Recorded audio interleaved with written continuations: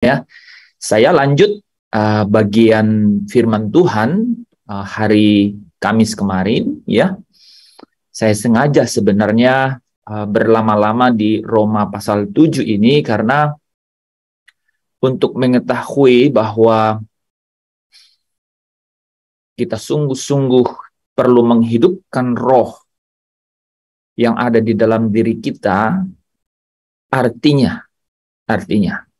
Artinya roh kita ini harus dihidupkan kembali. Itu artinya dia harus dibangkitkan kembali.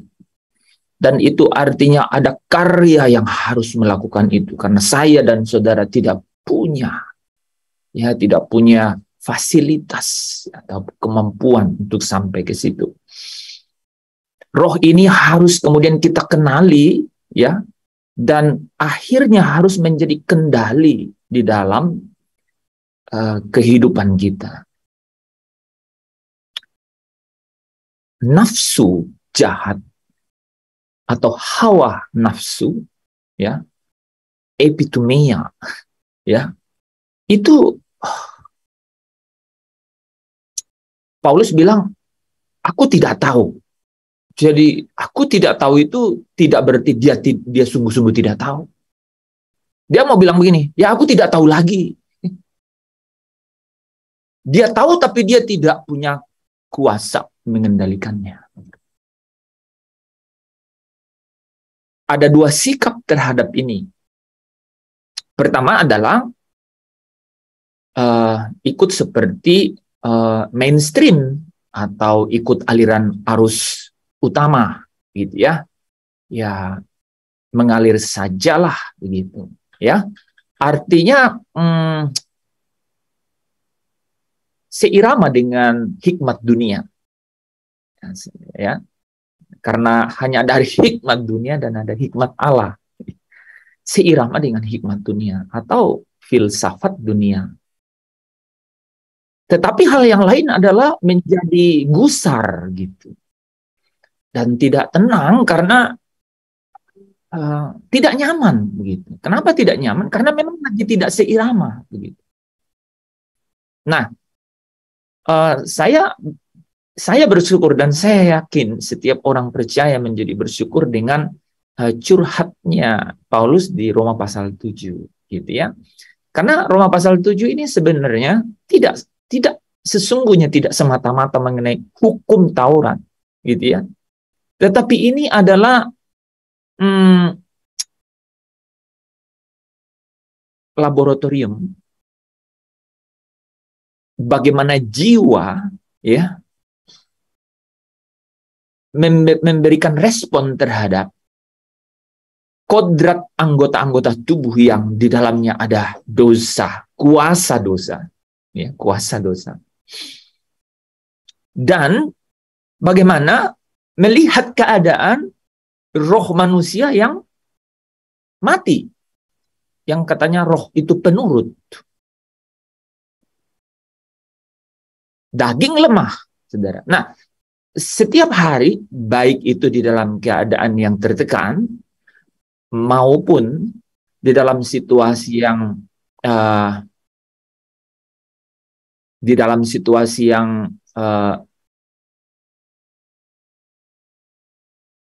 cukup nyaman, hal-hal ini juga terjadi. Hal-hal ini atau kasus-kasus ini juga kita alami. Dan dua-duanya mengarah kepada satu respon. Apakah kita semakin merasa bahwa kita semakin berkurang, gitu ya? Artinya semakin melihat bahwa diri kita ini kurang. Karena ketika kita menuju ke arah keserupaan dengan kesempurnaan Kristus, ya ini ya.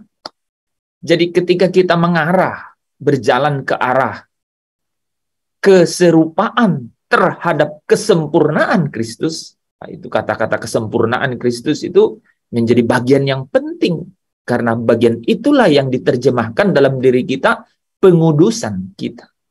Nah, pengudusan tidak akan pernah terjadi gitu ya, saudara. Kalau kita tidak mengerti, ya, kalau kita tidak mengerti sirkumstansi jiwa dan roh kita,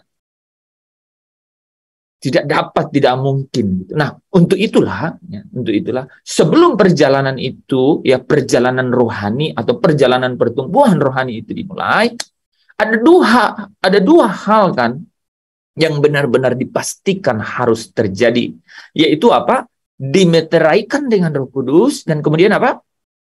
Roh Kudus menjadi jaminan. Dua hal. Ya, Efesus 1 ayat 13 dan 14 dan 1 Korintus berapa ya? 2 ya, 21 22. Dua-duanya bicara dimeterai dan kemudian Roh Kudus jadi jaminan. Bapak Ibu Saudara yang dikasihi Tuhan, ini hal praktis, sangat praktis. Kalau kita baca, siapa yang sudah baca Roma pasal 7 boleh raise hand atau lambaikan tangan atau apapun. Sudah ada? Roma pasal 7? Oke. Mira, thank you. Who else? Oh, senyum. Oke, Vanes. Terus siapa lagi? Pak Daniel sudah. Ya, oke. Nggak apa-apa ya. Teman-teman, coba bisa buka buku Alkitab bukunya. Karena ada Alkitab elektronik, ada Alkitab buku. Ya. Hard cover gitu ya. Ya, bukan juga ya. Hard version. Supaya saudara bisa ikuti. Ya. Karena semakin saudara baca, pertama pasti ketemu dengan kebingungan, gitu ya. Tetapi dengan terang karunia Allah, ya, itu saudara akan kemudian kita teman-teman bisa ikuti. Hal yang paling menarik yang saya temukan adalah Taurat itu hukum Allah, Allah yang sama, ya, Allah yang sama yang mengutus Kristus Yesus untuk menjadi juru selamat dan penebus dan menjadi yang terakhir, ingat ini, pokok keselamatan. Orang banyak ya saudara yang tidak melihat hal yang terpenting ini, ya. Ibrani pasal 5 ya ayat 89 ya. Karena Kristus itu telah mencapai kesempurnaannya saudara, maka dia menjadi pokok keselamatan. Ya. Artinya dia menjadi teladan, dia menjadi sumber, ya, dia yang menjadi pembuat untuk selamat. Begitu. Oke. Nah, kita harus mengajak, ya, kita harus mengajak hati kita yang sudah diterangi oleh kasih karunia, nah, itu istilahnya ya.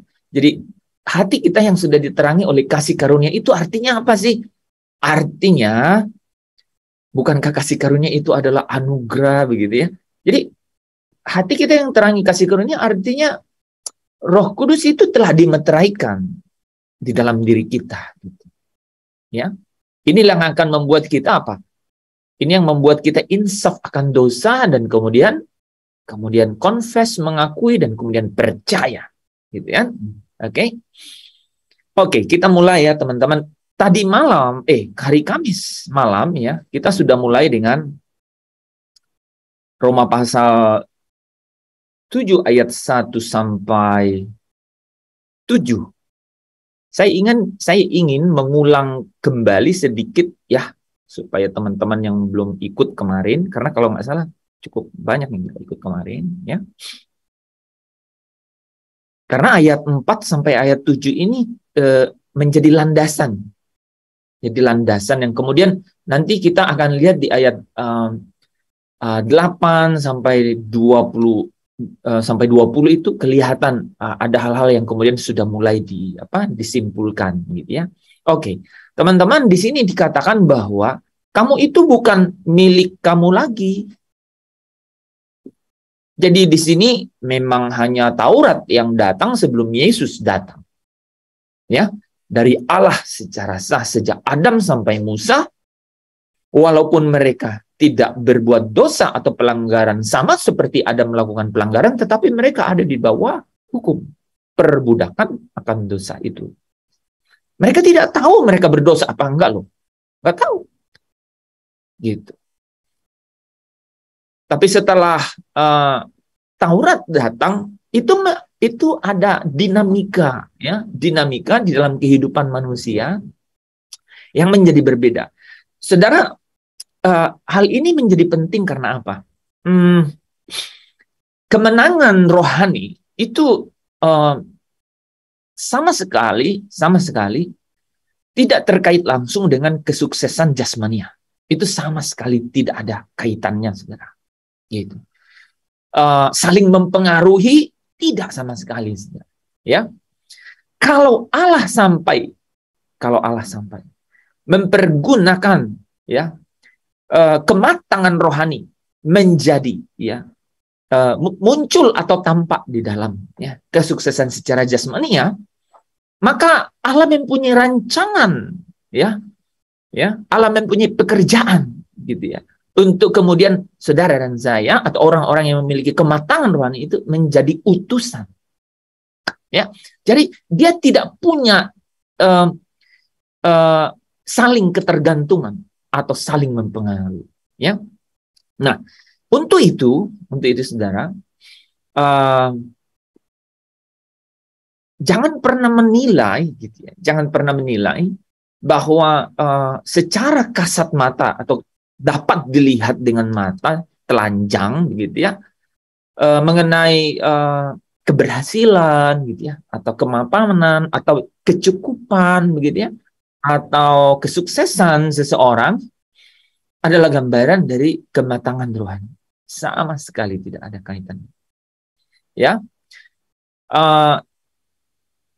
Karena saudara, karena gampang sekali membuktikannya. Karena tidak semua kasus mempunyai hasil yang sama. Mungkin kita pernah mendapati orang yang matang secara rohani, quote unquote, penilaian pribadi subjektif, kemudian juga berhasil secara atau sukses secara karir, atau berhasil secara lingkaran pengaruh, begitu ya, bisa. Tapi apakah semuanya? Kalau tidak, berarti hipotesanya batal, gitu ya, tidak konsisten, gitu ya. Dan memang demikian. Nah, Bapak Ibu, teman-teman, saudara-saudara yang dikasihi Tuhan, dengan ucapan itu, dengan pernyataan saya itu, saudara harusnya bermegah. Nah, namanya bermegah, saudara. Itu yang dibilang bermegah di dalam Kristus. Hidup saya dan saudara ukurannya adalah kekekalan. Di dalam, saya ulang saudara ya, supaya saudara bisa lebih tajam. Ukuran kehidupan saya dan saudara adalah kemuliaan di dalam kekekalan. Oke, sejak dari sini, di tempat ini, di tempat saudara ada nih, disposisi atau di status kerohanian saya dan saudara. Saudara dan saya mencerminkan kemuliaan Tuhan. Mencerminkan kemuliaan Tuhan. Itu karena apa? Karena Bapa sudah memeteraikan Roh Kudus di dalam diri kita. Nah, meterai ini membuat kita memiliki kesempatan. Ya, meterai ini membuat kita memiliki kesempatan untuk ikut di dalam perjalanan, ya, untuk ikut di dalam perjalanan. Ya, ada dua kata yang penting. Meterai Roh Kudus ini, ya, memberikan kita satu kesempatan dan jaminan untuk apa? Untuk ikut dalam apa? Pengudusan diri kita dan dapat mengambil bagian dalam kekudusannya Bapa. Saudara ya.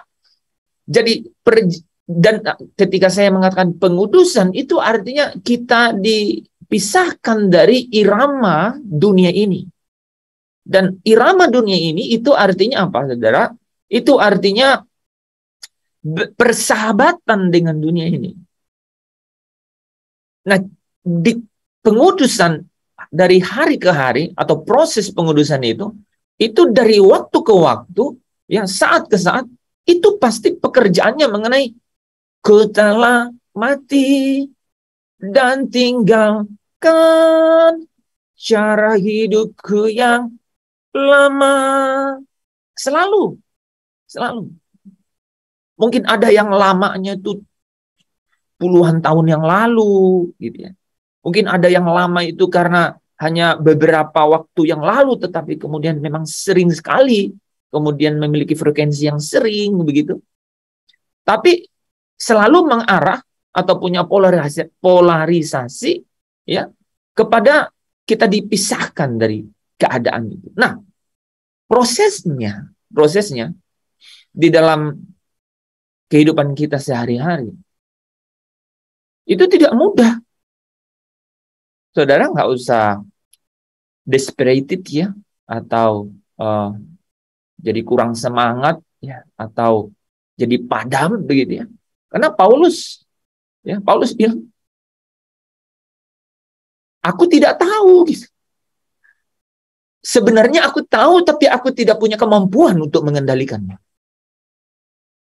Nah, kita sering kan jadi, waduh, kenapa ya? Nah, udah, tapi kan sudah terjadi, sudah lewat. Duh, kenapa ya? Sudah lewat lagi. Kenapa ya? Nah, saudara, mari ya, saudara coba ambil dari sisi saudara. Saudara mungkin sambil saya bicara ini, saudara udah mulai lirik-lirik Alkitabnya, baca. Oh, kok ulang lagi baca. Kata-kata yang kita perhatikan di situ ada hal-hal yang paradoks, saling berlawanan, ya. Sepertinya kok tidak masuk akal, gitu ya. Nah, tapi saudara, saya mau mulai dengan bahwa Taurat itu hukum Allah.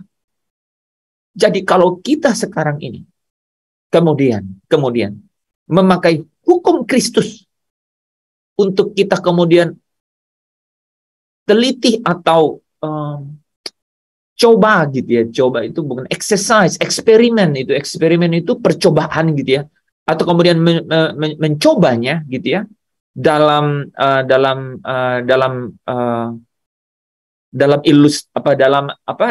keadaan yang digambarkan di dalam Roma pasal 7 itu saudara bisa bayangkan. Saudara bisa rasakan gitu.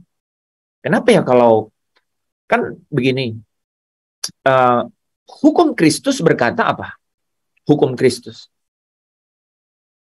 Ada yang bisa jawab? Hukum Kristus bilang apa? Hukum itu artinya perintah. Kan? Perintahnya Kristus apa?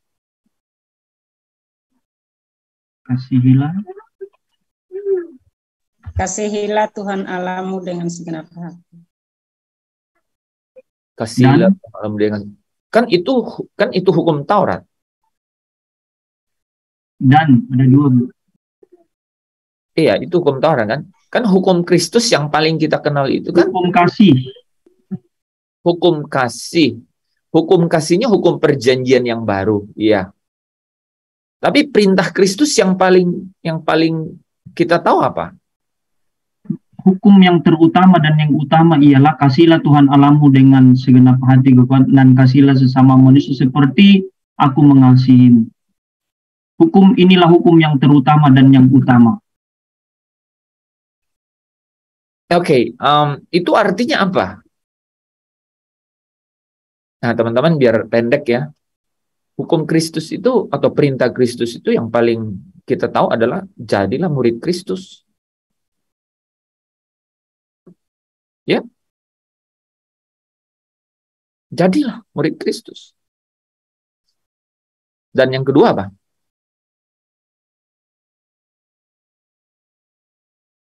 Pergi jadikan bangsa-bangsa murid Kristus. Ya. Jadi di dalam dan perintah itu sama sekali nggak sederhana kan? Saya membuat seperti sesuatu yang pendek begitu ya, saudara. Tapi ketika kita katakan menjadi murid Kristus, wah, saudara. Itu mengandung kualitas ya yang harus sampai ke tempat di mana Kristus ada. Wah, saudara ya. Ya, jadi itu bisa benar-benar berkorelasi langsung dengan Kalau engkau menang, namamu tidak akan kuhapus dari kitab kehidupan. Melainkan aku akan mengaku namamu di depan Bapakku. Bahkan sebelumnya itu ada kata-kata, engkau akan kuberikan pakaian putih. Wah, ini memang harus introduction-nya harus harus benar-benar masuk ya teman-teman ya. Jadi ketika kita masuk ke dalam kerajaan Kristus ya, itu artinya kita meninggalkan kehidupan kita yang lama ya. Itu artinya kita sudah dimeterai ya, sudah dimeterai dengan Roh Kudus. Dan Roh Kudus menjadi jaminan. Kita dipanggil jadi murid. Tetapi untuk lulus jadi murid,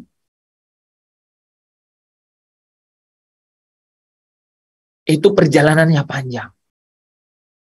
Dan saudara, tahukah? Kalau, katanya ya, kalau hanya di dalam hidup ini saja, katanya, ya, kita apa namanya? Balebri? Kita menaruh pengharapan kepada Kristus, maka kita ini orang-orang yang malang. Ya, karena yang sesungguhnya adalah seperti yang Abraham lihat. Ya. Dia sampai cincai katanya ya. Dia sampai berdamai dengan semua orang gitu ya, kalau itu tergantung padanya. Supaya dia sebisa mungkin dia bisa lewati situasi-situasi itu supaya dia bisa sampai di tanah air surga. Ya, jadi saudara yang saya mau katakan sebelum kita masuk ke dalam ini itu adalah ada dimensi yang sangat berbeda. Ketika Allah ada dimensi yang berbeda. Ketika Allah memberikan Taurat kepada orang Yahudi, orang Israel, ya, yaitu bagaimana mereka merespon dengan bagaimana awal bagaimana Allah bersekutu dengan Adam dan bagaimana Allah Bapa menghendaki persekutuan dengan umatnya. Ada hal yang signifikan berbeda. Itulah kenapa kita sampai menemukan percakapan-percakapan Yesus dengan orang Yahudi yang berakhir dengan perpisahan dan permusuhan. Karena berbeda orientasi, karena berbeda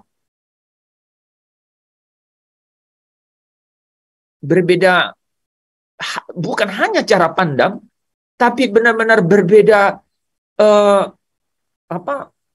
niat, saudara ya. Niatnya itu berbeda. Nah, usahanya itu berbeda. Allah berusaha untuk bersekutu, ya. Dan Allah itu Bapa, segala roh itu bersekutu di dalam roh. Maka Yohanes 4 katakan, Bapa mencari penyembah yang benar, yaitu yang menyembah di dalam roh. Karena itu yang terjadi pada saat Adam bersama dengan dia di Eden sebelum Adam dan Hawa jatuh ke dalam dosa. Nah, ini yang sangat berbeda. Makanya muncul Roma pasal 7 menjadi sesuatu yang seperti ada paradoks, anti klimaks. Ya, daripada saya bercerita dengan begitu, saudara, coba kita lihat ya faktanya seperti apa. Nah, ayat 4 bilang bahwa saudara-saudaraku, kamu juga telah mati bagi hukum Taurat oleh tubuh Kristus, supaya kamu menjadi milik orang lain, yaitu milik dia. Jadi kamu bukan lagi milik dari hukum itu. Artinya kalau kamu melakukan hukum itu, itulah yang akan menjadi justifikasi buat kamu, atau yang membuat kamu benar. Tapi karena engkau milik aku, maka kamu jadi benar. Gitu ya. Yang telah dibangkitkan dari yang terang mati agar kita berbuah bagi Allah. Nah, saudara, kata berbuah bagi Allah ini adalah satu indikasi bahwa Paulus bukan berbicara mengenai orang-orang yang belum mengenal Kristus, yang belum percaya kepada Kristus. Karena banyak orang yang menafsirkan bahwa Roma pasal 7 ini adalah bicara mengenai orang yang belum mengenal Kristus. Saudara bisa lihat, buat dia dimulai dengan ayat 4 saja sudah diperkenalkan mengenai oleh tubuh Kristus, yaitu Kristus yang bangkit. Dan kemudian itu yang akan membawa kamu berbuah bagi Allah. Kata berbuah bagi Allah itu Paulus sudah mengerti Galatia 5 ayat 22, 21. Surat Galatia ditulis sebelum kitab Roma ini ya. Nah, ini perkataan ini persis paralel dengan 2 Korintus 5 ayat 15. Dan karena Kristus telah mati untuk semua orang supaya mereka yang hidup, saudara, mereka yang hidup tidak lagi hidup untuk dirinya sendiri, tetapi untuk Dia yang telah mati dan telah dibangkitkan untuk mereka. Ya, saudara dan saya sudah dimeterai, ya, yaitu saudara dan saya yang sudah percaya jadi dimeterai. Jadi karena saudara percaya jadi dimeterai, bukan karena dimeterai terus percaya. Balik ya. Ketika saudara percaya, artinya apa? Artinya menyambut, merespon karunia Bapa, maka saudara dimeterai. Meterai itu artinya apa? Saudara milik. Spragiso, saudara menjadi hak miliknya Allah. Gitu. Nah, hak milik, tetapi saudara bisa bayangkan, ini hak milik yang apa? Diharapkan satu hari nanti. Saudara ada yang ternak di sini, misalnya. Ternak itu kan biasanya kita ambil bibit ya. Bibit yang umurnya masih sangat mudah sekali ya. Kalau ternak ayam itu bibit ayam yang masih ya baru pecah gitu ya, kita ambil. Itu yang kita beli saudara ya, 10.000, 20.000. Terus apa? Harapannya udah beli terus ayo segera digoreng. Ada? Enggak ya? Enggak ya saudara ya. Setelah ya saudara, sekalipun saudara lapar banget, nggak mungkin anak ayam yang baru dibeli pikirannya ada untuk goreng atau buat bumbu apa, saudara, nggak mungkin kan? Saya sengaja mengambil analogi itu karena apa, saudara? Artinya ketika Bapa memeterai saudara dan saya menjadi milik, saudara beli bibit itu, bukan berarti selesai, tetapi itu adalah hari pertama. Untuk kemudian apa? Dia ingin saudara dan saya ya masuk di dalam proses, masuk di dalam perlombaan, masuk di dalam pertandingan, masuk di dalam satu kata kalau mau diwakili, pembaharuan. Nah, pembaharuan ini akan membawa saya dan saudara, nah ini yang penting ya, membawa saya dan saudara untuk kemudian dapat berinteraksi secara intim di dalam persekutuan dengan Bapa yang adalah Roh. Nah, setiap hari yang kita lewati itu menjadi sesuatu yang ini menarik ini ya. Kalau sampai kita sadari bahwa waduh ini berat ya, jadi ya di dalam perjuangan iman ini begitu ya, di dalam kehidupan rohani itu bagus saudara ya. Kalau saudara sampai menyadari ya, dan kemudian karena menyadari memperkarakannya dengan sungguh-sungguh gitu, dibanding memiliki satu pemahaman yang given gitu, melepaskan begitu saja dan kemudian give up gitu, menyerah gitu ya. Oke. Jadi karena Kristus ya, karena Kristus yang telah menjadi penebus, menjadi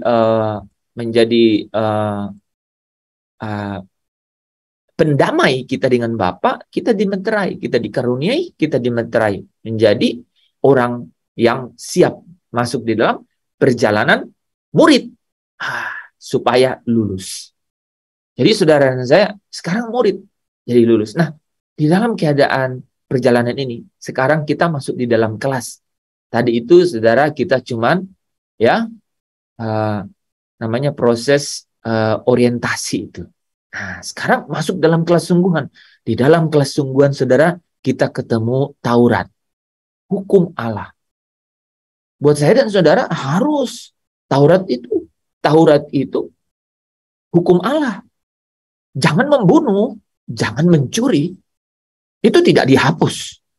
Ya. Ya. Jadi jangan mengingini. Ya. Jangan ada Allah lain di hadapanku.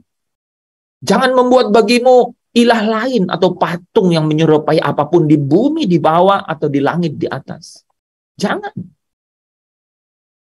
Nah, dengan keadaan itu apa ya sebenarnya respon kita? Nah, Paulus curhat di sini. Apa yang dia alami? Coba, sama nggak dengan saudara atau saya gitu ya? Sama nggak dengan saya dan saudara? Coba kita lihat. Jangan-jangan ya, mungkin kita berbeda. Nah, mulai dengan ayat 5. Coba ayat 5. Sebab waktu kita masih hidup di dalam daging, hawa nafsu dosa, ya, jadi hawa nafsu dosa yang dirangsang oleh hukum Taurat bekerja, ya. Jadi sebab waktu kita masih hidup dalam daging, hawa nafsu dosa yang dirangsang oleh hukum Taurat itu bekerja di dalam anggota tubuh kita agar kita berbuah bagi maut. Saudara bisa bayangkan kan?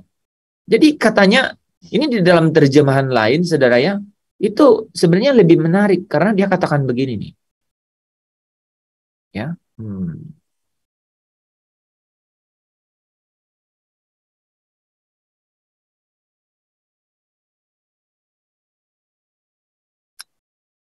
Oke, ya. Ini ya, teman-teman ya. Nah, ini yang terjemahan ini ya. Nah, ya kan gini. Sebab waktu kita masih hidup dalam daging. Dalam terjemahan lama itu bilang gini, tatkala kita lagi hidup dalam tabiat duniawi. Nah, ini kan menarik. Tatkala kita hidup dalam tabiat duniawi. Segala hawa nafsu yang penuh dosa itu dibangkitkan oleh hukum Taurat. Ya. Jadi dibangkitkan oleh hukum Taurat. Nah, coba kita lihat, kita kembali ke ini ya. Sebenarnya apa sih yang terjadi? Ya. Hawa nafsu dosa itu dirangsang oleh hukum Taurat. Hawa nafsu dosa itu dirangsang oleh hukum Allah. Itu terjadi itu dalam hidup kita. Coba bayangkan, itulah yang terjadi. Jadi ketika kita mendengar firman, saya ulang ya, ketika kita itu mendengar firman, itu ya, itu kodrat dosa yang ada dalam kita, tabiat duniawi yang ada dalam kita itu bereaksi loh. Itu bereaksi itu. Dia bereaksi. Nah, justru karena dia bereaksi, saudara, dan bereaksi ini artinya apa? Ini kalau kita baca ayat ini ya, itu tiap-tiap orang dicobai oleh keinginannya. Jadi ini ada proses ini terjadi nih, dicobai oleh keinginannya sendiri. Bahkan katanya apa? Itu diseret. Saudara pernah nggak sadar berbuat sesuatu yang sebenarnya tidak saudara mau lakukan? Ini nih, ia diseret dan dipikat olehnya. Ya, setelah semua terjadi, baru apa saudara? Kita baca lanjutannya dulu ya. Keinginan itu dibuahin. Jadi awalnya ya kita itu dicobai oleh keinginan sendiri yang ada di dalam anggota-anggota tubuh. Jadi ketika nafsu ini ya dirangsang oleh hukum Allah, itu tahu nggak? Ya, ini keinginan yang ada dalam anggota tubuh itu memikat kita, ya, menyeret kita. Dan yang berbahaya adalah apabila keinginan itu dibuahi, ya, ia melahirkan dosa dan melahirkan maut pada akhirnya. Makanya di sini katakan apa? Berbuah bagi maut. Ya, hal ini penting, teman-teman. Karena apa? Maksudnya gini, tanpa kita sadari nih, saudara nih dengar Zoom nih ya, Zoom tiap malam. Misalnya kita baca Kolose 3 ayat 5, ya. Matikanlah segala yang jahat di dalam dirimu. Ya kan bukan Taurat. Ya. Ya, mengandung ya hal-hal yang kemudian nilai-nilai hukum Allah kan. Jangan, matikanlah di dalam dirimu segala yang jahat. Buanglah geram, apalagi itu amarah, gitu kan? Dengki, apa kan ada 5 tuh, 5 yang dimatikan, 5 yang dibuang tuh. Ketika saudara ini naturnya loh, ini naturnya. Ketika saudara baca itu tiap hari, itu keinginan dalam tubuh itu terangsang. Ya, makanya orang yang paling tahu kebenaran itu, dia yang paling mungkin berbuat dosa. Semakin orang bertumbuh ke arah keserupaan dengan Kristus, semakin tahu bahwa dirinya berdosa. Karena dia semakin dirangsang gitu. Nah, saudara, jadi ada itu melalui apa? Melalui keinginan yang memang sudah ada di dalam anggota tubuh. Nah, ini seperti hipotesa loh, tapi ini kebenaran. Jadi saya mencoba untuk membuat seperti hipotesa, tapi saudara-saudara bisa baca sendiri dalam Roma pasal 7. Dan Roh Kudus pasti memimpin ke situ. Ini yang Paulus cerita gitu. Bahwa kemudian apa? Keinginan-keinginan itu dibuahi, dan siapa yang membuahi, saudara? Pasti si jahat yang membuahi. Jadi seperti tadi hari Kamis saya bilang ya, bahwa kalau kita sedang dalam perlombaan, maka ada supporternya, saudara. Jadi daging ini ada supporter pendukungnya. Dialah yang memprovokasi. Dia yang memprovokasi. Jadi ketika hukum Allah kebenaran itu dinyatakan kepada pikiran kita nih, pikiran kita terima nih, kita tahu di dalam anggota tubuh kita itu bereaksi, dirangsang. Nah, ya, itu naturnya begitu. Jadi sampai begini, kok semakin rohani, kok semakin banyak cobaan? Itu caranya begitu tuh. Ya, oke. Nah, kita lanjut ya. Nah, apa yang terjadi? Katanya ayat 6 bilang bahwa tapi sekarang ya. Ini ya. Tapi sekarang kita telah dibebaskan dari hukum Taurat, ya. Sebab kita telah mati bagi Dia yang mengurung kita. Sehingga kita sekarang melayani dalam keadaan baru menurut Roh, dan bukan dalam keadaan lama menurut huruf hukum Taurat. Kelihatan sekali ya. Sampai dipakai ini loh. Huruf hukum Taurat. Artinya mati begitu. Ya. Melihatnya hukum itu, ya, melihatnya Taurat itu sebagai syariat, sebagai keharusan gitu, ya. Kamu telah dibebaskan dari hukum Taurat, bukan berarti kamu tidak perlu lagi mengikuti bahwa jangan membunuh, jangan mengingini. Tidak demikian bisa bacanya kan? Kamu bebas dari hukuman kalau kamu membunuh, kan begitu nih. Kamu dibebaskan dari hukum Taurat. Ini maksudnya bahwa kamu bebas dari cara pandang hidup yang merasa terpaksa atau keharusan, seperti dibatasi gitu. Caranya. Ya. Tetapi apa katanya? Kita sekarang melayani atau apa? Melayani atau mengikuti dalam keadaan yang baru. Menurut Roh. Ya. Nah, saudara kalau tahu ayat ini, Kristus telah menebus kita dari kutuk hukum Taurat. Nah, ini kan. Jadi kita dibebaskan dari hukum Taurat dan kita telah mati bagi hukum Taurat. Ya.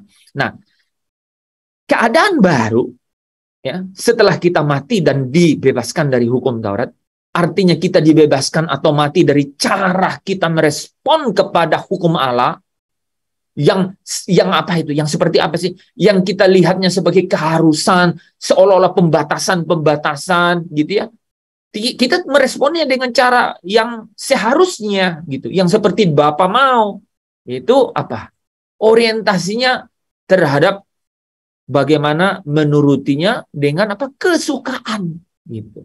Itu cara Roh untuk apa? Memiliki persekutuan intim dengan Bapa. Gitu ya. Nah, inilah cara baru atau keadaan baru yang yang disampaikan di dalam 2 Korintus 5 ayat 17. Siapa yang ada di dalam Kristus, ia adalah ciptaan baru. Yang lama sudah berlalu, sungguh pun yang baru sudah datang. Saudara, ini bicara mengenai status roh saya dan saudara pindah ke dalam kerajaan Kristus. Tetapi dia masih tumpul. Dia belum tajam. Dia belum pekah. Apalagi dapat mengendalikan jiwanya. Masih jauh, saudara. Untuk itulah kenapa setelah dimeteraikan dengan roh, roh juga jadi jaminan. Sampai kita memperoleh sepenuhnya. Atau semua yang disediakan bagi kita. Ya, Efesus 1 ayat 13-14 dan berapa ya? 2 Korintus 1 ya, ayat 21 dan 22. Ya, if I'm not mistaken. Oke, nah, Roma 6 ayat 22 nih, saudara ya. Tetapi sekarang setelah, nah ini ya, setelah kamu dimerdekakan dari dosa, ya itu apa? Setelah kamu menjadi hamba Allah, bukan lagi hamba dosa, ya. Kamu jadi hamba kebenaran. Kamu beroleh buah untuk membawa kamu kepada apa katanya? Pengudusan. Jadi proses pengudusan inilah yang akan membawa kita kepada kesudahan yang paling kita tunggu-tunggu, yaitu hidup yang kekal. Ya, nah, saudara yang dikasihi Tuhan, tetapi Paulus setelah masuk di dalam proses ini, kita bisa lihat ada sesuatu yang menjadi gejolak, saudara, menjadi konflik. Ya, dalam 30 menit terakhir kita coba lihat apa sih gejolak jiwa dan konflik yang dia alami. Dia bilang gini, jika demikian, apakah yang hendak kita katakan, apakah hukum Taurat itu dosa? Kan katanya merangsang. Ya, hawa nafsu dosa yang dirangsang oleh Taurat. Dia memiliki gejolak di dalam jiwa. Tapi pikirannya bilang sekali-kali tidak. Sebaliknya apa? Justru hukum Taurat itu aku telah mengenal dosa. Oh, apakah berarti dosa sebelumnya tidak ada? Berarti Taurat yang memunculkan dosa dong. Kalau begitu ya. Wah, saudara coba perhatikan ya. Karena aku juga tidak tahu itu keinginan. Dia tidak tahu itu keinginan. Kalau hukum Taurat tidak mengatakan jangan mengingini. Nah, ini kata keinginan di sini, saudara, bukan sembarang ingin ya. Keinginan di sini itu epitumia atau nafsu yang jahat. Kalau nafsu makan kan bagus ya. Ya kan, nafsu makan bagus. Jadi ini bukan nafsu sembarangan. Ini langsung negatif nih. Epitumia dalam Greek-nya ya, saudara ya. Jadi nafsu jahat itu. Nah, sama konsisten dengan ayat sebelumnya kan, hawa nafsu dosa gitu. Hawa nafsu dosa itu dirangsang oleh Tuhan. Tetapi dalam perintah itu, wah, saudara bisa bayangkan ini. Dalam perintah itu dosa mendapat kesempatan. Saudara bisa bayangkan, di dalam Taurat ketika engkau mendengar kebenaran, saya ulang, ketika engkau mendengar Zoom ini, dosa mendapat kesempatan untuk membangkitkan dalam dirimu rupa-rupa keinginan. Itu yang terjadi. Believe it or not, percaya atau tidak, inilah gejolak jiwa yang Paulus rasakan. Dan saudara, pasti saudara juga bilang, kayaknya iya ya. Walaupun tidak sanggup saudara mengatakannya kepada saya kan, hey, iya ya. Gitu ya. Saudara, sebab tanpa hukum Taurat dosa mati. Wah, jadi seperti klimaksnya. So, tanpa hukum Taurat dosa mati. Sama dengan ini nih.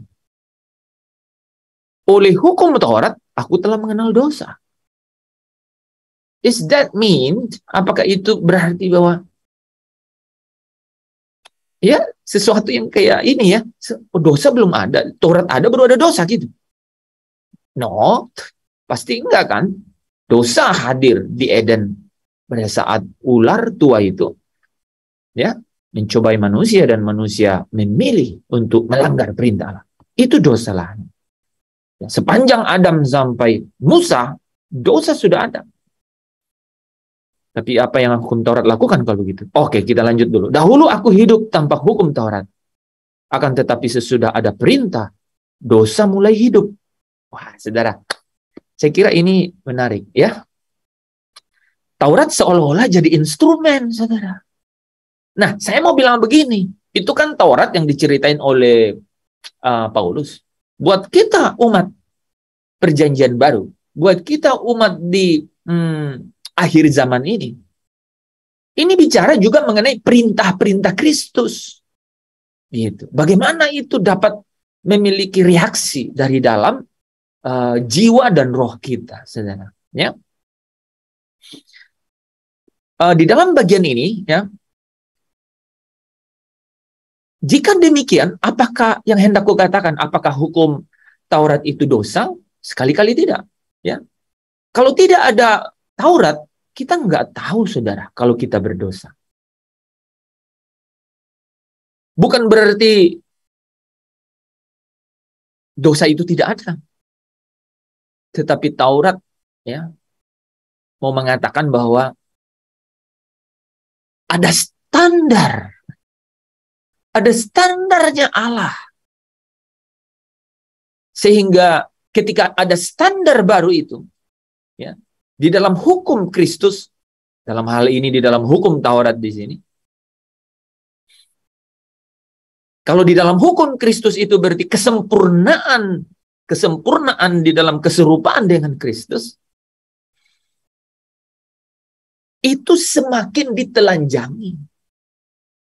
Sehingga mungkin orang sudah bilang bahwa aku sudah mengasihi Tuhan, tetapi ketika Taurat datang, dia bilang, kasihilah Tuhan Allahmu dengan segenap.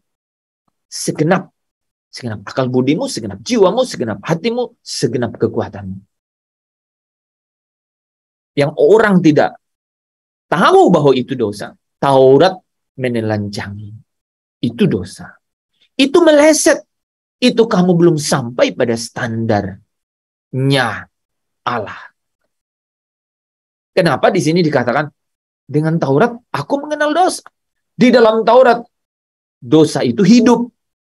Artinya apa? Itu seperti cermin, saudara. Apakah saudara ketika datang ke cermin gitu ya, dengan ukuran badan yang memang di atas rata-rata begitu ya, saya tidak kasih namanya ya, saudara ya. Apakah itu perbuatan atau ulah cermin? Tentu saja tidak ya. Cermin hanya mengatakan kepada kita bahwa memang you this size. Memang ukuranmu seperti ini. Ya. Kan ada yang beautiful, ada yang kalau yang ukuran pas itu beautiful. Kalau yang ukuran lebih dari yang rata-rata itu namanya wonderful, saudara. Ya. Jadi kan cermin cuma mau kasih tahu gitu. Taurat membuat dosa itu hidup. Kebenaran Allah itu membuat kita mengerti bahwa kita ini manusia yang jauh dari kesucian Allah. Saya ulangi. Kehendak atau hukum Allah, hukum Kristus, ya, yang menjangkau kita itu membawa kita kepada satu kesadaran bahwa kita ini harus terus memperkarakan atau berjuang untuk mencapai kesucian Kristus. Seperti saya cerita kemarin, ya. Kalau nilai ujian dibagi, tiba-tiba Pak Daniel lihat, wih, saya nilainya, waduh 53. Pertama dia kecewa. Setelah di sampingnya dibagi, gitu ya, misalnya Bu Malina 27. Dia mulai senang. Sampingnya lagi dibagi, misalnya Amanda, tiba-tiba nilai Amanda 12. Pak Daniel meloncat-loncat, udah dibagi semua, rupanya Pak Daniel nilai 53 paling besar. Dia pikir sudah selesai. Gitu. Padahal, saudara, ketika Kristus datang, ya, katakanlah satu siswa masuk, yang merupakan model Kristus, dia nilainya selalu 100. Nah, ketika Kristus datang, dia set up satu nilai. Itulah yang terjadi pada saat orang Yahudi, pengikut Taurat, datang kepada Yesus. Rajam ini, wanita berzina. Rajam. Harus hukumnya rajam. Karena saya nggak berzina. Gitu katanya kan. Dia mau bilang begitu. Wanita ini berzina, saya nggak. Jadi rajam dia. Yesus naik satu tingkat. Yesus naik pada tingkatnya dia. Dia bilang, siapa yang tidak berdosa, ambil batu, ya, pertama kali lempar. Saudara, menjadi dengan hukum Allah, dalam hal ini Taurat, dalam refleksi Roma pasal 7, kita menjadi melihat betapa melesetnya kita dari targetnya Tuhan. Jadi ketika kita melihat, ya, di dalam hidup ini, ya, bahwa Taurat hadir, ya, dikatakan aku mengenal dosa. Bukan berarti dosa tidak ada, tetapi ada bagian yang tidak tersingkapkan, sehingga ketika Taurat datang, dia kenal dosa. Keinginan, ya, jangan mengingini.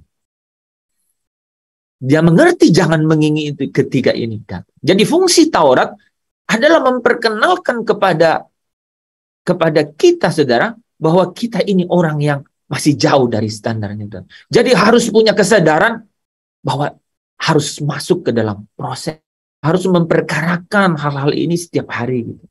Nah, tapi pernyataan ini kalau saudara kepada orang yang belum diterangi saudara, ya, diterangi hatinya dengan kasih karunia Allah, artinya belum dimeteraikan dengan Roh Kudus. Saudara, artinya apa? Belum mati terhadap hukum Taurat. Yang katanya apa? Dia yakin bahwa saya bisa dibenarkan dengan huruf hukum Taurat. Huruf hukum Taurat artinya syariat, artinya perintah-perintah. Bukan dengan cara pandang yang Allah mau, yaitu dengan rohnya. Dengan rohnya, saudara. Ya. Kenapa orang tidak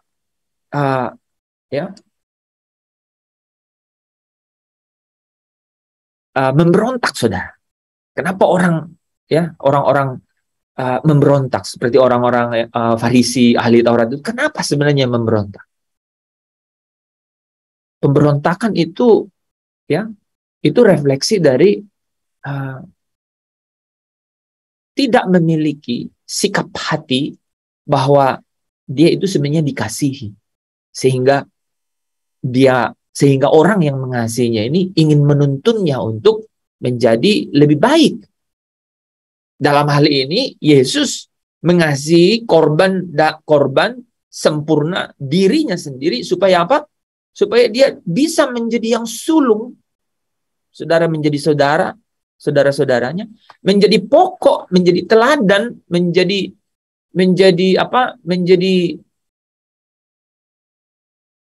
imam besar, ya, perantara, dan kita menjadi imam-imam dan raja dalam kerajaan. Jadi harus ada perubahan cara pikir, ya. Dia harus, ya, orang harus diterangi hati nuraninya bahwa mereka adalah orang-orang yang dikasihi supaya mereka dapat menerima teguran atau pembentukan atau proses pengudusan itu, ya. Jadi orang yang belum mati terhadap Taurat, saudara, artinya belum merubah, ya, belum rendah hati pada saat ditegur begitu, ya, pada saat masuk dalam proses itu. Orang yang belum mati terhadap Taurat, maka pada saat Taurat atau hukum Allah itu menegur hidupnya, ya, melalui jangan ini, sebaiknya begini, ya, seperti pembatasan, maka orang akan selalu curiga. Nah, saudara, itu sangat berbahaya. Seperti saya cerita kemarin, kan, ya, hamba, kan, setelah pada saat tuannya mau pergi, hamba ini dikasih, kan, talenta 1, 2, 5, ya.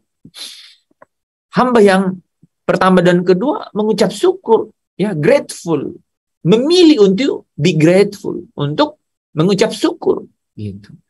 Tapi hamba yang terakhir suspicious, ya, dia mencurigai, ya, sampai dia bilang, aku tahu Tuhan ini manusia kejam katanya. Wah, kata-katanya sampai ya, menuai di tempat Tuhan tidak menabur dan mengumpulkan di tempat di mana Tuhan tidak menanam. Wah, saudara, suspicious, curiga. Saudara, orang ya kalau belum mati terhadap Taurat, maka tanggapannya selalu curiga, negatif gitu ya. Tuhan ya, dia merasa Tuhan tidak mengasihi dia atau orang tidak mengasihi dia. Hal itu, nah bagaimana caranya supaya hal ini tidak terjadi? Kan ini konflik, ini gejolak yang terjadi. Nah caranya satu, kita harus selalu membawa kematian Kristus itu di dalam hidup kita. Kita harus tahu bahwa kita dikasihi. Saudara dimanapun engkau berada, engkau harus selalu mengingat bahwa engkau adalah orang-orang yang dikasihi. Oke? Di bagian terakhir pasal 7 itu dikatakan apa? Aku tidak tahu mengingini katanya. Hukum Taurat yang mengatakan kepadaku, jangan mengingini. Aku tidak tahu keinginan kalau Taurat tidak mengatakan jangan mengingini. Jadi sebelum ada perintah jangan mengingini, sebenarnya saudara, apakah memang benar bahwa orang tidak punya keinginan? Tidak kan? Sebenarnya sudah ada keinginan itu. Tapi ketika Taurat hadir, maka keinginan itu ditelanjangi, dibuka. Saudara, ya. Karena Taurat, aku telah mengenal dosa. Ketika Taurat ada, perintah larangan itu ada, maka hawa nafsu itu diprovokasi, saudara. Ya, membuktikan bahwa nafsu itu sebenarnya memang sudah pernah ada, gitu. Ya, itu yang saya katakan tadi ya, saudara. Ya. Semakin saudara dan saya berjuang ke arah keserupaan dengan kesempurnaan Kristus, maka kita semakin melihat atau mengalami rasa ya pengalaman bahwa kita ini jauh dari standar kesucian. Nah, inilah proses ya. Inilah proses. Nah, coba kita lihat ayat 8 dan 9 ya.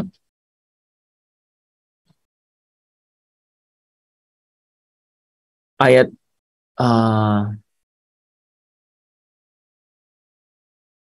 ya 8 dan 9 ya. Tetapi di dalam perintah ini dosa mendapat kesempatan, saudara lihatnya. Mendapat kesempatan untuk membangkitkan rupa-rupa keinginan.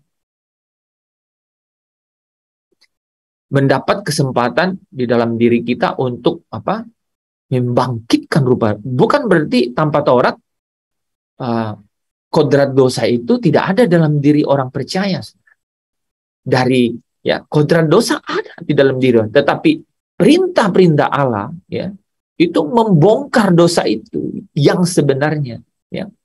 Jadi dia mendapat kesempatan. Kesempatan itu maksudnya apa? Artinya bisa melanggar gitu untuk membangkitkan keinginan gitu. Ya. Oke. Nah, kita lihat di bagian selanjutnya di ayat 12 ya.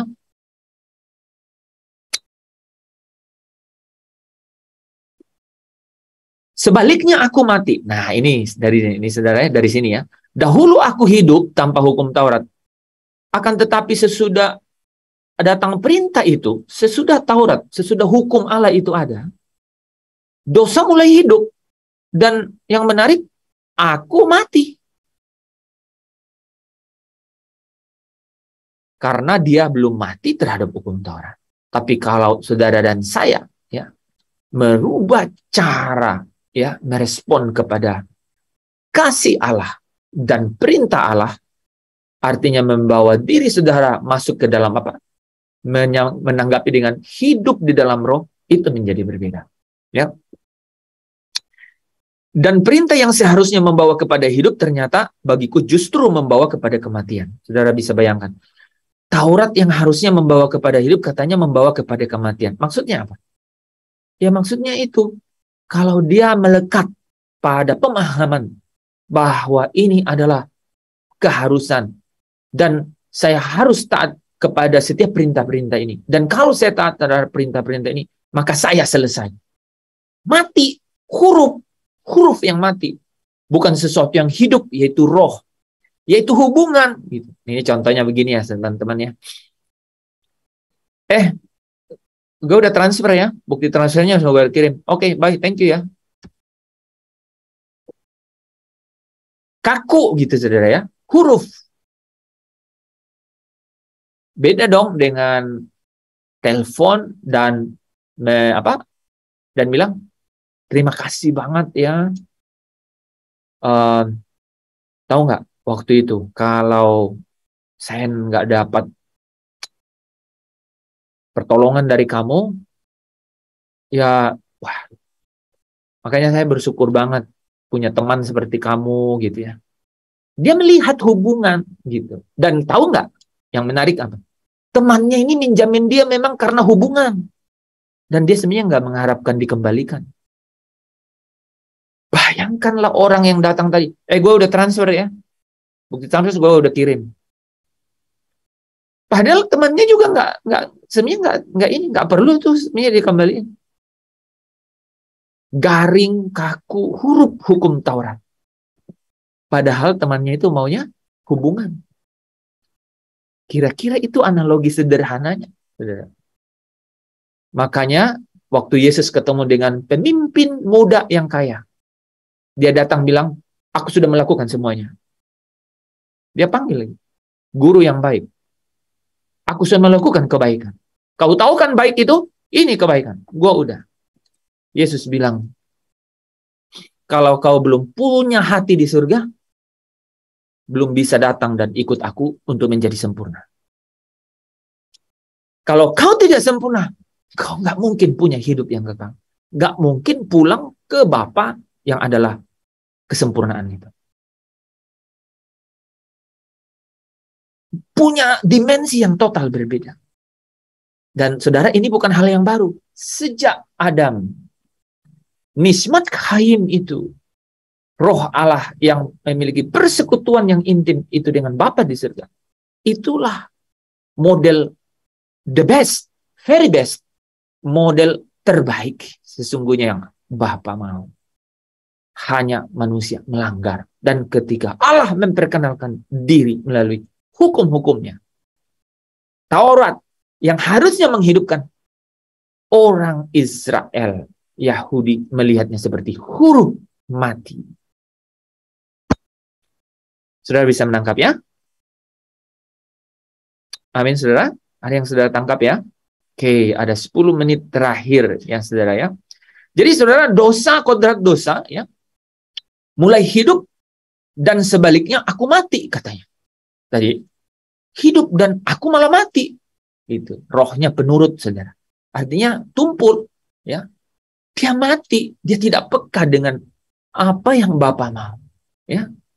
Keinginan Bapa segalanya bagiku. Jadi bukan mengenai saya compliance gitu ya. Sudah melakukan ini, tapi ukurannya tuh di hati saya gitu. Di hati inilah rumahmu.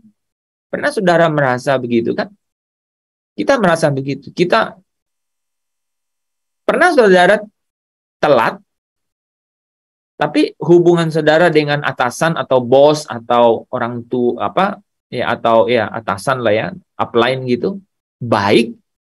Saudara datang tidak akan dengan ketakutan atau kecurigaan, aduh, gua nanti diapain, dia ada kasih surat peringatan, enggak. Ketika relationship hubunganmu dengan atasan gitu ya, atau partner ya, baik, saudara, ada hubungan yang baik, yang sehat, maka saudara punya respon yang berbeda gitu. Jadi perintah yang tadi harusnya membawa kepada hidup ya, tetapi karena dimanipulasi ya dan menipu orang percaya oleh kodrat dosa, oleh keinginan yang ada di dalam yang dibuai oleh iblis, akhirnya membawa kematian. Taurat bilang kasihilah Tuhan, tapi malah melawan karena merasa dipaksa. Ya. Ya seperti tadi ya, hamba yang dikasih 1 talenta. Dia bilang, engkau Tuhan yang jahat, engkau Tuhan manusia yang jahat. Kata. Engkau hanya kasih aku ini untuk mendapat keuntungan, kan begitu. Ya, menarik ya. Dia bilang, menuai di tempat engkau tidak menabur, mengumpulkan di tempat engkau tidak menanam. Wah, saudara, salah satu hal yang paling menghancurkan manusia adalah pikiran curiga. Jadi di dalam gejolak jiwa yang Paulus tadi di dalam Roma pasal 7 ini, saudara, khususnya ayat 10 sampai 12. Ya. Dia katakan apa tadi kalau saudara perhatikan? Dia bilang apa? Dosa mendapat kesempatan untuk menipu dan perintah itu membunuh aku, katanya. Jadi ketika orang melihat bahwa hal ini menjadi pembatasan, ini keharusan. Ketika berpikiran negatif merespon hukum atau arahan gitu ya, penuh dengan kecurigaan, itu menghancurkan. Saudara, insight-nya saudara dari sini ya, suspicious atau selalu curiga itu berbahaya, menghancurkan. Ya, sangat. Jangan pikir saudara ya, kalau kita sudah sangat kritis gitu ya, smart gitu ya, kita menjadi hebat gitu ya, itu malah sangat berbahaya. Sebaliknya, kalau hatimu dipenuhi dengan terang kasih karunia, yaitu engkau merasa the loved one, orang yang dikasihi, maka sikapnya itu berbeda. Ketika mau menuruti sesuatu, hukum Allah, maka engkau sedang rendah hati dan mau belajar untuk masuk di dalam perjalanannya, saudara. Ya, jadi Taurat membawa kepada kematian, seolah-olah begitu, karena cara pandangnya. Ya, saudara yang dikasihi Tuhan, ya, kita selesaikan satu bagian lagi ya, masih ada waktu sedikit ya, supaya lengkap ya. Di ayat 13 dan 14 ya. Oke, kita belum sampai di tema sesungguhnya ini, saudara ya. Tapi saya ingin mengulang-ulang di sini supaya saudara bisa tahu bahwa, wow, Taurat membuat dia mati. Taurat membuat dia mengenal dosa. Karena ada Taurat, dosa hidup. Kok bisa ya? Bisa. Itu. Kalau hukum Allah itu datang, saudara ikut Zoom ini, ingat, ada provokasi di dalam diri saudara, yaitu yang memprovokasi kodrat dosa, keinginan itu. Dan ada supporternya, yaitu iblis, yang sedang siap-siap untuk membangkitkan itu. Hati-hati, itu bisa menjadi apa? Malah bisa menjadi kematian, dikatakan di sini. Ya. Ayat 13, jika demikian, adakah yang baik itu menjadi kematian? Wah, ya kan begitu kan? Adakah Taurat atau hukum Allah ya menjadi kematian? Kan tadi kan dibilang begitu ya. Nih, ya. Membawa kematian. Adakah Taurat itu membawa kematian? Sekali-kali tidak, ya. Ya, tadi kita sudah jelaskan kenapa tidak ya. Tetapi supaya nyata bahwa ini saudara cermin nih, supaya nyata bahwa ia adalah dosa. Harus ya. Maka dosa ya mempergunakan yang baik ya untuk mendatangkan kematian bagiku. Ya, Taurat, supaya oleh perintah dosa itu lebih nyata lagi keadaan sebagai dosa. Nah, itu menarik. Dengan hukum-hukum Allah, dengan perintah-perintah Allah, ya. Dosa itu dikatakan jadi lebih nyata keadaannya. Kenapa? Apa yang menjadi poin? Kenapa harus nyata keadaannya? Supaya bisa dimatikan atau ditenggelamkan sehabis-habisnya sampai akar-akarnya. Supaya pengudusan kita itu benar-benar sampai kepada standar kesucian Allah. Bukan hanya seperti yang Pak Daniel tadi kan. Dapat 53, oh gue yang tertinggi. Padahal menurut aturan ujian nasional yang lulus itu 75. Kan bisa nangkap gitu ya. Gitu.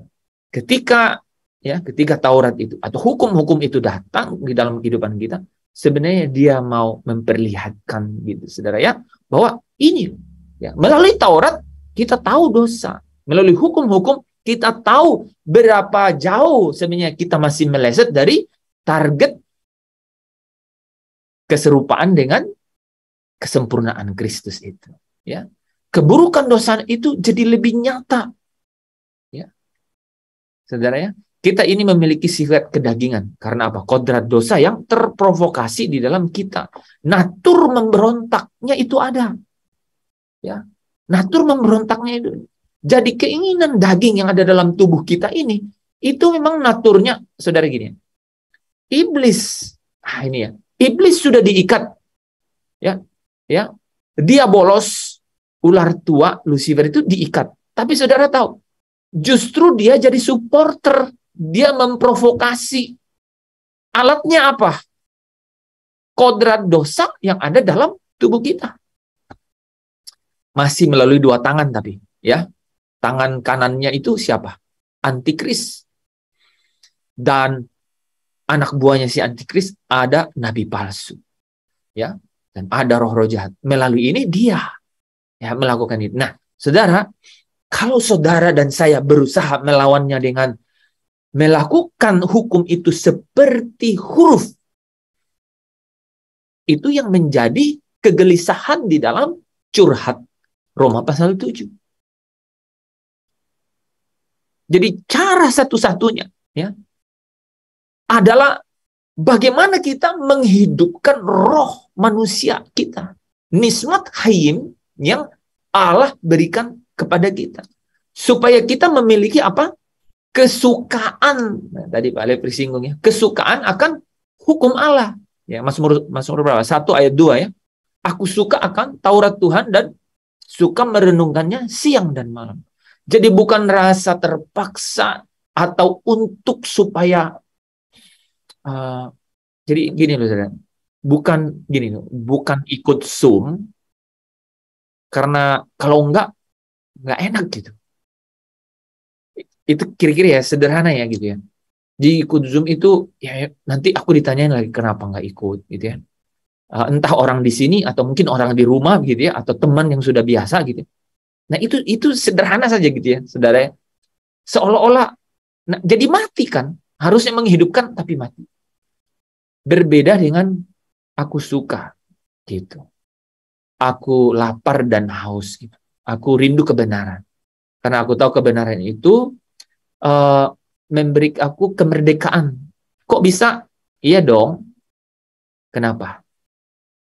Karena ketika kebenaran disampaikan, kita itu bisa memiliki kekuatan bahwa sekalipun tidak ada harapan kelihatannya. Tetapi kita tahu bahwa ada pribadi yang tak kelihatan yang menguasai, mengendalikan alam semesta. Yang hari ini mungkin saya tidak dapat menyelesaikan, tapi ada pribadi yang sudah melampaui hari esok. Yang ada di hari esok. Untuk dapat memberikan kehidupan atau pengharapan di dalam hidup saya. Itu kan kebenaran tuh. Nah, roh kita melihat, ya, melihatnya dengan apa? Oh, ini kemurahan, ya, terang kemurahan daripada Tuhan.